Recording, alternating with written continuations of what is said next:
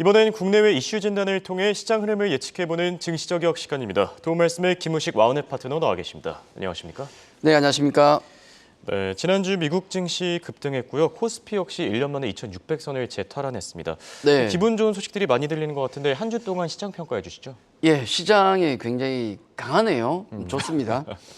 지난주 글로벌 증시는 이제 부채 협상 타결, 뭐 당연히 가야 될 길 아니겠습니까? 그리고 예. 생각보다 좋았던 또 고용 지표 이런 것들도 호재로 작용해 상승 마감했는데 지금 현재 시장은 벌써 썸머 랠리가 얘기가 나올 정도로 강한 흐름을 이어가고 있다 그렇게 봐야 될 것 같습니다.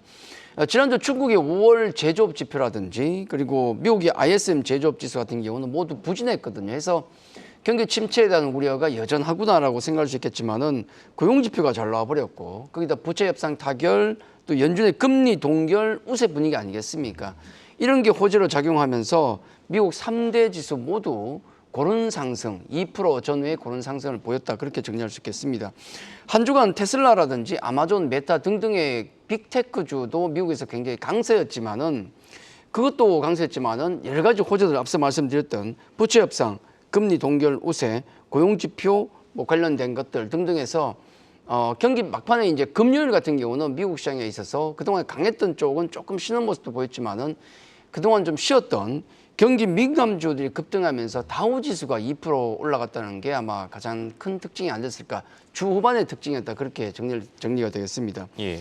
자, 국내 증시 같은 경우는 여전히 강한 외국인 매수세가 이어지고 있습니다. 지금 거래소에서는 연일 강한 매수세가 이어지는데 덕분에 지수 관련 대형주가 강세를 보여주고 있고 지수를 이끌 수밖에 없겠죠. 코스닥 같은 경우는 2차 전지주들이 지난주에 또 양호한 모습을 보였습니다. 우리가 흔히 지수를 얘기할 때 거래소는 반도체가 되겠고 코스닥은 2차 전지 않습니까? 이들을 모두 강세를 보이면서 양시장 모두 고르게 어떤 강한 흐름 글로벌 증시와 마찬가지로 가졌다 그렇게 말씀드릴 수 있겠고 기타 이제 JYP라든지 JYP가 사상 최고치를 기록하면서 엔터주를 이끌었고요. 또 로봇주 중에서 SPG 같은 경우도 뭐 장중 10% 이상 또 급등하는 모습 또 LG전자 같은 경우도 또 10% 이상 급등하는 모습의 어떤 특징적인 모습이 있었는데 종목별로 어떤 모멘텀이나 이슈가 있는 종목들은 역시 계속 가벼운 선순환의 어떤 모습을 보여주고 있는 것이 아닌가 그렇게 장을 정리해 드리겠습니다. 네. 지난주 시장 상황 간단하게 짚어봤고요. 이번 주에는 어떤 일정들 또 예정돼 있는지 체크해 보겠습니다. 자, 우선 현지 시간 5일 월요일에는 미국의 5월 ISM 서비스업 지수가 공개되고요. 애플의 세계 개발자 컨퍼런스가 9일까지 진행될 예정입니다. 6일에는 호주의 통화정책회의가 열립니다. 또 7일에는 미국의 4월 무역수지, 중국에서는 5월 수출입 통계가 공개되고요.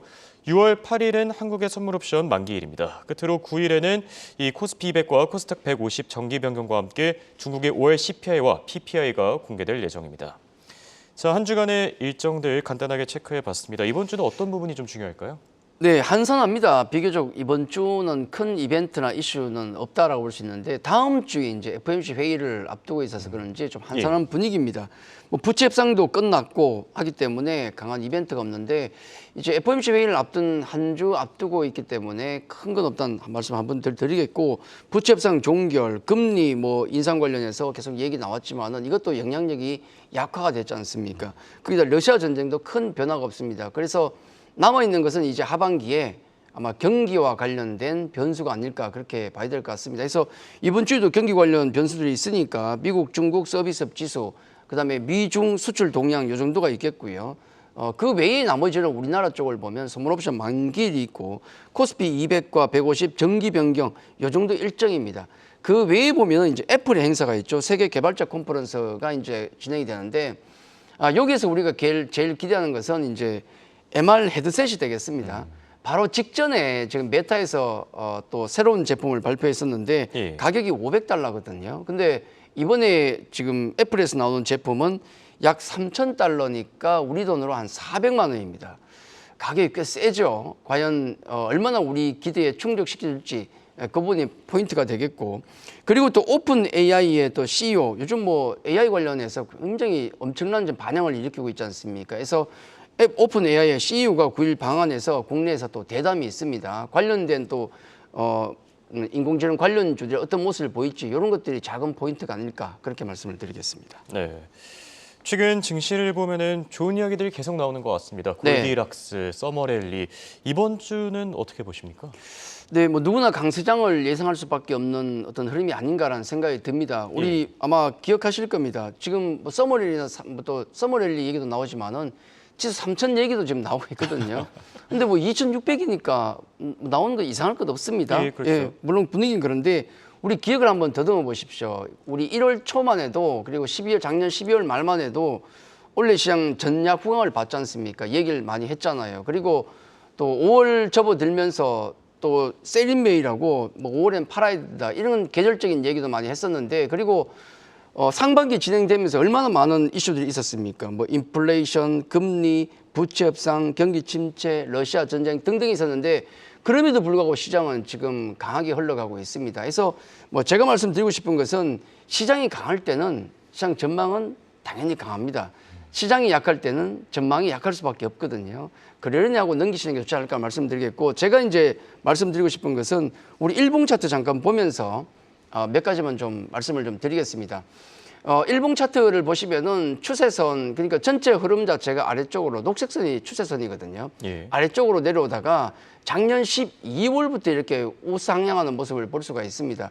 그 사이에 많은 이슈들 뭐 인플레이션부터 해서 부채 협상까지 많은 이슈가 있었지만은 그럼에도 불구하고 추세선은 작년 12월부터 올라오고 있다는 점 이게 중요하고 그래서 우리 전체 뷰 같은 경우는 당연히 긍정적으로 가야 되겠고요. 앞으로 뭐 또 서머랠리라든지 3천이라든지 아니면 또 경기 침체 등등 많은 변수가 있겠지만은 그런 거 무시하고 담담히 가면 되겠다 말씀드리겠고 다만 위쪽에 ADR 지표를 보면 지수의 상승에도 불구하고 ADR이 지금 전체 흐름이 약간 내려가거든요. 뭔 얘기냐면 하락 종목수, 상승 종목수보다도 아직은 하락 종목수가 조금 많은 느낌의 어떤 장입니다. 차별화된 흐름을 보이기 때문에 지수가 올라감에도 불구하고 어떤 종목을 가져가냐에 따라서 체감지수는 다를 것이다. 그 부분만 말씀을 좀 드리겠습니다. 자, 지금 지수 흐름을 전망한다 그러면 전체적인 느낌은 어떠냐면 이런 느낌입니다. 전체 흐름 자체는 약간 우상향이거나 아니면은 옆으로 기거나 이런 정도 느낌인데 그러면 뭐 지수 같은 경우도 우상향할 수 올라가는 흐름 정도 내지는 좀 아무리 나쁘게 보더라도 지금 지수를 급락시킬 요인은 없다는 거예요. 예. 그러면 뭐 지수 베팅도 괜찮을 수 있고 최악의 경우는 최소한 개별 종목 정도는 충분히 될 수 있는 장이 아닌가 그렇게 해서 시장 전체적인 뷰는 긍정적인 관점을 그대로 유지하는 게 좋지 않을까 그렇게 말씀을 드리겠습니다. 네. 그렇다면 이에 따른 투자 전략도 필요할 것 같은데요. 최근 보면은 외국인의 매수세는 계속 들어오고 있고 개인 네. 매수세는 조금 주춤한 것 같지만 지금 증시 분위기는 어쨌든 좀 좋은 것 같습니다. 그렇죠. 투자 전략 어떻게 세워야 될까요? 우리는 시장 수급이 굉장히 중요한데 영향을 많이 받고 있습니다. 예. 그래서 미국 시장과 가끔 조금 다르게도 움직이는데 우선 외국인 수급 보시면은 저기 거래소 외국인 그림을 보시면은 가파르게 올라가고 있는 것이 외국인의 매수세입니다. 원래 들었으면 지금 14조를 넘어가고 있는 것 같은데요. 굉장히 가파르게 올라가고 있는 모습이 보이고 그리고 오른쪽에 보시면은 코스닥 시장인데 여기서는 역시 개인 투자자들이 강하게 주도를 하고 있습니다. 다만 외국인과 다르게 개인 투자자의 수급은 매수세는 조금 둔화되는 모습도 보이죠. 이런 부분들이 상당히 중요한 포인트가 되겠는데 여기에 약간의 변화가 있습니다. 우선 외국인 같은 경우는 달러 인덱스 그림을 좀 보시면 좋을 것 같은데 역시 환율의 영향을 안 받을 수가 없지 않습니까? 이게 2021년, 2022년, 2023년의 달러 인덱스입니다. 예. 달러의 가치를 나타내는 것인데 지금 추세적으로 보면 아래쪽으로 내려가고 있는 모습이 보이죠. 약간 약세의 흐름이 되겠는데 이건 원달러와 비교한다 그러면 우리는 약간의 강세 쪽을 전망을 할 수 있지 않겠습니까? 그러면 외국인 수급 같은 경우는 환율로 봤을 때는 계속 이 상태가 매수세가 좀 지속될 가능성이 높다는 말씀 좀 드리겠고 그리고 최근에 중국 증시가 재미가 없잖아요. 뭐 시진핑 일당 독재라든지 그다음에 경제 지표도 안 좋고요. 기업 규제라든지 그다음 미중 갈등 등등 때문에 중국에서 빠져나온 돈이 우리나라나 일본 쪽으로 많이 가고 있지 않습니까? 이런 흐름을 생각하면 외국인 수급 같은 경우는 역시 아직은 어떤 강한 기조가 이어지지 않을까 그렇게 정리를 좀 드리겠고 그러면 대형주는 조금 유리한 수급이 당분간은 지속될 수밖에 없다는 말씀 좀 드리겠고요. 자, 중요한 게 또 개인 투자자의 자금이 중요한데 여기 약간 변화가 있습니다.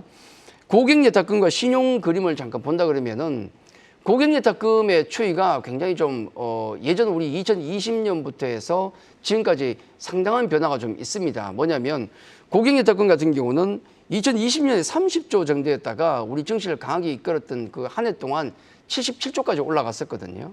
그게 43조까지 떨어지면서 굉장히 작년에 고전을 했었고 그 흐름에서 다시 54조까지 올 초부터 올라갔습니다. 10조의 금액이 들어왔었는데 그게 2차 전지와 테마주를 강하게 돌렸죠. 근데 이제 한 4월 중순 지나면서 다시 거기서부터 48조까지 떨어졌거든요. 그래서 시장이 힘들었다는 거예요. 근데 이제 그 48조에서 지금은 다시 51조로 52조까지 올라오고 있습니다. 그리고 예. 고객자금이 빠져나가다가 늘어나고 있고 신용도 줄어들다가 멈췄다는 얘기는 개인 자금이 들어오면서 강한 흐름을 보였던 2차 전지라든지 테마주, 고전했던 이 섹터가 다시 안정감을 찾아가고 있다는 것, 이 부분이 중요하다라는 말씀을 드립니다. 외국인 수급은 여전히 좋고 고객의 탁금이 다시 늘어나고 있다는 점은 2차 전지와 테마주에게도 약간 힘이 실리는 그런 과정이다. 그렇게 정리를 해드리겠습니다. 그리고 몇 가지 섹터를 이제 우리가 관심을 가져야 될 섹터, 지금 강한 섹터가 있지 않겠습니까? 예, 그렇죠. 우리가 반도체 쪽부터 좀 살펴본다 그러면은 지난 주말에 약간 이제 엔비디아라든지 약간 조금 이제 조정이 나오는 모습도 보였습니다만 우리 반도체 흐름 같은 경우는 여전히 탄탄한 흐름을 이어가고 있죠. 물론 이제 미국과 비교한다 그러면 조금 다른 흐름은 있습니다. 왜냐하면 미국은 아무래도 이제 AI 관련된 시스템 반도체가 되겠고 예. 우리는 매물이지 않습니까? 그러다 보니까 경기에 연동된 측면이 큽니다. 내가 반도체주를 단기로 가져갈지 중장기로 가져갈지는 역시 경기 흐름이 중요하다는 말씀을 좀 드리겠고 여러 가지 경제 지표는 물론이고 구리 가격 같은 걸 보시면 아마 크게 참고가 될 것 같습니다. 그 부분만 좀 체크하시면 될 것 같고 2차 전지도 제가 방금 말씀을 드렸지만은 예. 많이 고생을 했지 않습니까? 그렇죠. 지수 벌써 고점에서 우리가 30~40% 가까이 2차 전지가 떨어졌고 그리고 개인 자금이 이탈하면서 힘들었는데 지금 개인 자금은 조금 다시 재집결이 되고 있고 또 중요한 포인트가 기관들이 조금씩 사고 있습니다. 예.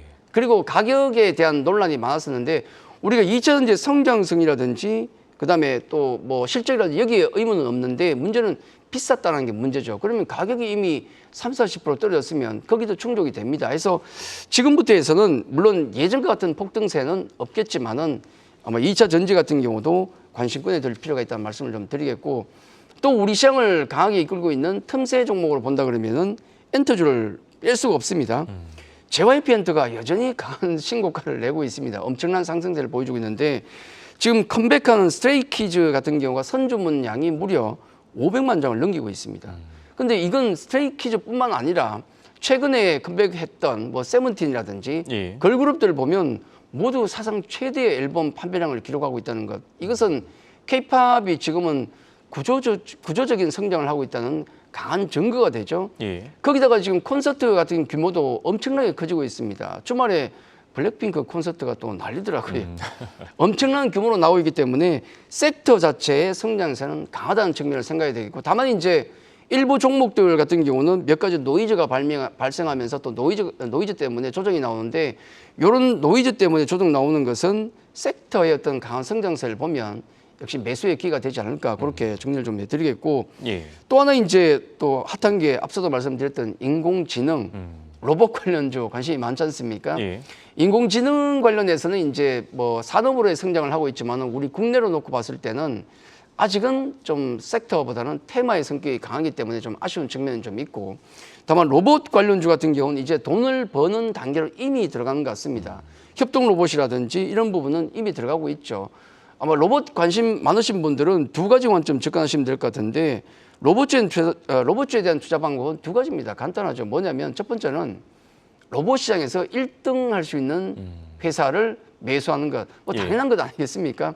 우리 흔히 2차 전지주도 마찬가지로 그 투자를 하고 있잖아요. 전기차에서 1등 할 수 있는 회사를 사든지 그게 자신 없으면 어차피 전기차 시장이 커지니까 소재 업체 사면 됩니다. 예. 로봇도 마찬가지로 로봇 시장이 어차피 커지기 때문에 소재주에 접근하면 가장 좋은 접근법이 아닐까 생각하는데 그중에서도 역시 소재주에서 가장 비중이 큰 게 감속기니까 관련주들 관심 있게 보시면 좋을 것 같고 마지막으로 이제 우리 대형주도 움직이고 있잖아요. 그런 예. 관점에서 보면 실적이나 실적 성장성 또 낮은 밸류를 가지고 있는 국내 자동차 업종 이쪽도 아마 중장기적인 관점을 가져가시면은 또 좋은 또 수익이 있지 않을까 그렇게 말씀을 드리도록 하겠습니다. 예, 알겠습니다.